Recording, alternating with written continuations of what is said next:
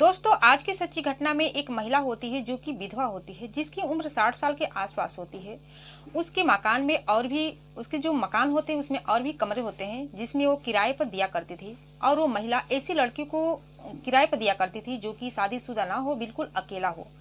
अब वो लड़के उस मकान में रहते थे और ये जो महिला होती है इसको सेक्स की इतनी आदत लग चुकी होती है कि वो महिला उन लड़कों को पैसे देती और उसके साथ अपनी हवस की चाह को पूरा करती। और वो एक लड़के से उसका मन नहीं भरता, बल्कि अलग अलग लड़कों के साथ पैसे दिया करती थी और इस तरह का काम किया करती थी।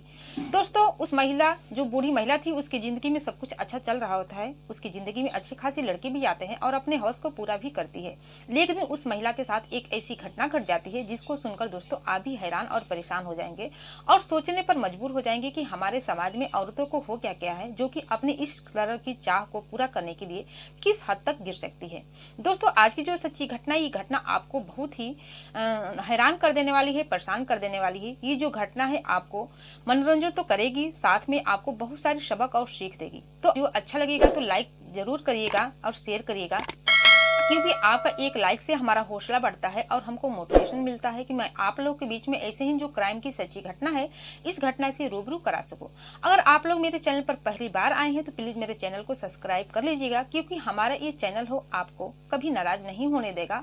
और इस चैनल पर क्राइम की जो सच्ची घटना है ये घटना आपको हमेशा देखने को मिलेगी।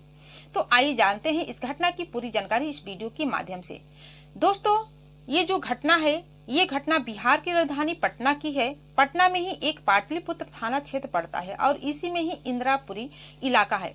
वहीं की रहने वाली सुजाता देवी, जिसकी उम्र 60 साल के आसपास होती है। सुजाता जो कि एक विधवा होती है और एक टीचर की रिटायर होती है। उसको टीचर का जो रिटायरमेंट का जो पेंशन होता है वो भी मिलता था। साथ में उसका जो पति है वो आर्मी के रिटायर थे और जिनकी वजह उनका देहांत हो चुका था, लेकिन उसका भी पेंशन उसे मिलता था। सुजाता के 2 बच्चे होते हैं, जो कि एक दिल्ली में रहता था अपने परिवार के साथ, एक हैदराबाद में, और वहीं पर अपने फैमिली के साथ रहते थे और काम करते थे। इधर पटना वाला जो मकान था उसमें सुजाता रहा करती थी अकेली और अपने बच्चों से कहा करती थी कि हमारी जो घर है इसको भी देखने के लिए कोई चाहिए, तुम लोग अपने फैमिली के साथ रहो, मैं यहाँ पर अच्छे तरीके से रह लूंगी। और उसका जो मकान था बड़ा मकान था, चूंकि सुजाता के पास कोई पैसे की कोई कमी नहीं होती है और उस मकान में और भी जितने कमरे थे वो कमरे को किराए पर दे रखी थी। अक्सर सुजाता उन लड़कों को किराए पर देती थी जो कि बिल्कुल अकेले थे, शादीशुदा थे, फैमिली वाले नहीं होते थे। अक्सर जो लड़के होते हैं पढ़ाई करने के लिए आते और सुजाता के मकान में रहते किराए के कमरे को लेकर। इसी तरह से सुजाता उन लड़कों के साथ संबंध बनाया करती थी, अपनी हर्षों को पूरा करती थी। अक्सर वो मोबाइल में कुछ अश्लील वीडियो देखा करती थी और इसकी वजह से उसकी सब करने की चाह होती थी। सुजाता की उम्र तो 60 साल हो चुकी थी, लेकिन उसके जो दिमाग थे, उसके जो शरीर था वो अलग ही चाह रखता था, जैसे कि एक जवान औरत की चाह होती है। उस तरह से जो सुजाता थी रंगीन मिजाज की थी और इस तरह से चाह रखती थी कि उसके साथ कोई लड़का संबंध बनाए। अक्सर अपने मोबाइल में गंदी वीडियो देखती और जो भी लड़के किराए पर रहा करते थे उसको पैसे देती और उसके बदले में वो अपना शारीरिक सुख को पूरा करती।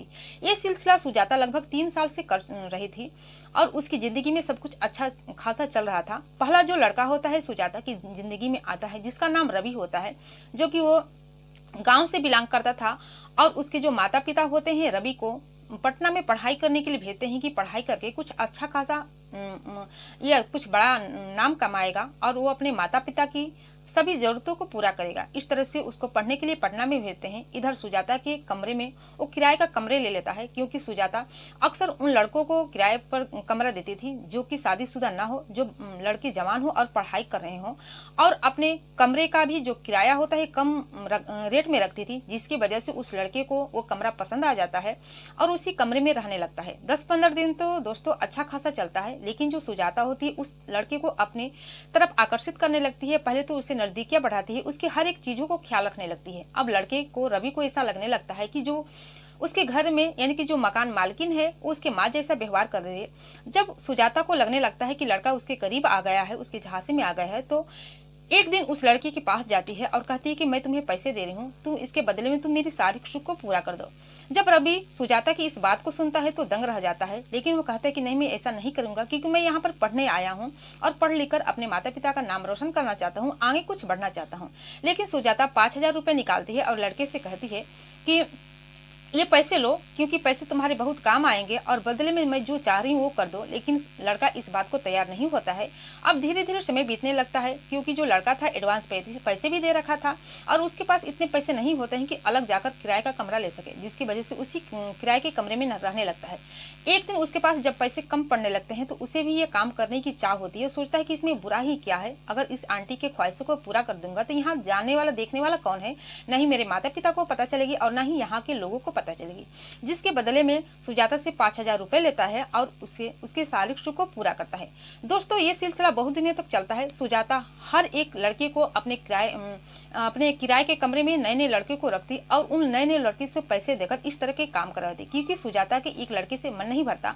वो रह रह के लड़के बदलते रहते थे और जितने भी लड़के आते कुछ दिन वहां पर रहते, फिर चले जाते, फिर नए किरदार आते और नए किरदार के साथ नए लड़कों के साथ सुजाता इस तरह का काम करती थी।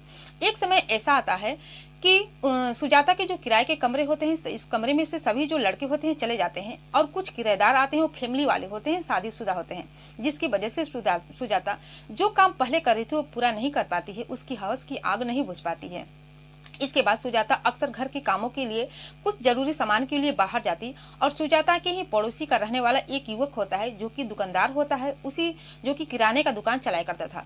अब सुजाता की नजर उस लड़के पर पड़ती है। उसके दुकान में जाती तो घंटे बातों करती, उसकी फैमिली के बारे में पूछती, उसे अपनापन दिखाती। अब उस युवक को ऐसा लगने लगता है कि जो सुजाता है उसकी हर एक दर्द को समझ रही है। साथ में सुजाता उसे यह भी बताती है कि जब तुम्हें किसी चीज की कमी पड़े, अगर पैसे की जरूरत पड़े तो मुझे बेझिझक कहना, मैं तुम्हारी सहायता कर दूंगी।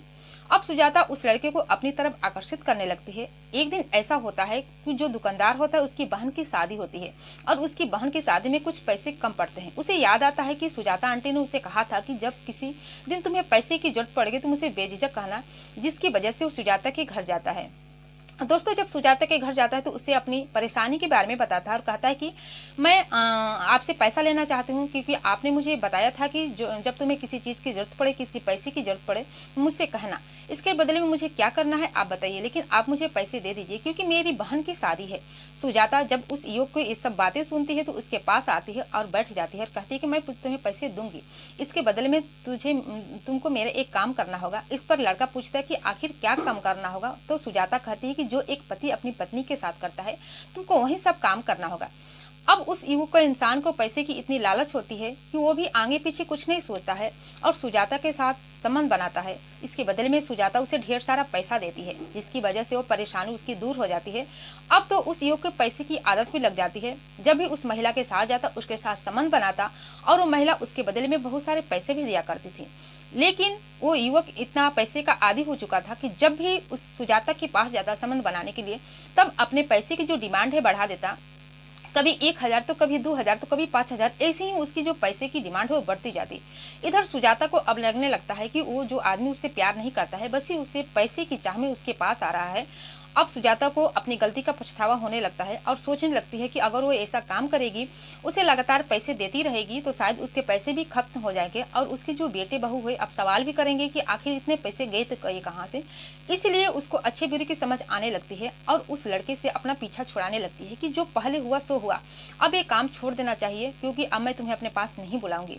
लेकिन दोस्तों, वो इंसान उस पैसे की आदी हो चुका था। वो सुजाता को धमकी देने लगता है कि जब तुम मेरा एक काम नहीं करोगी, तुम मैं अपने पास नहीं बुलाओगी, इसके बदले में मुझे पैसे नहीं दोगी, तो तुम्हारे कुछ वीडियो है, कुछ फोटो है, मैं सोशल मीडिया पर डाल दूंगा, तुम्हारे बेटे और बहू को दिखा दूंगा, इससे समझो तुम्हारी क्या बदनामी होगी। इधर सुजाता, जिसकी उम्र 60 साल होती है, बहुत ही परेशान हो जाती है। वो अपने ही जाल में खुद ही फंस चुकी थी। जिस तरह से वो जाल बिछाई थी उस जाल में खुद ही फंस जाती है। वो किसी से ये बात शेयर भी नहीं करती है क्योंकि गलती उसी की ही रहती है। इससे वो एक प्लान बनाती है और प्लान के ही मुताबिक एक दिन उस दुकानदार को कॉल करती है और कॉल करके कहती है कि मैं तुम्हारे साथ संबंध बनाना चाहती हूँ, बल्कि एक काम घर में नहीं करना चाहती, बल्कि एक होटल बुक की हूँ। दोस्तों, वो होटल ओयो होटल होता है। उस होटल में सुजाता जाती है और साथ में वो दुकानदार भी जाता है। और जब वहाँ पर जाते हैं तो लोग ये नहीं समझते हैं कि गर्लफ्रेंड बॉयफ्रेंड है, यानी कि प्रेमी प्रेमिका है। लोग सोचते हैं कि माँ बेटी हैं, किसी काम के लिए आए होंगे।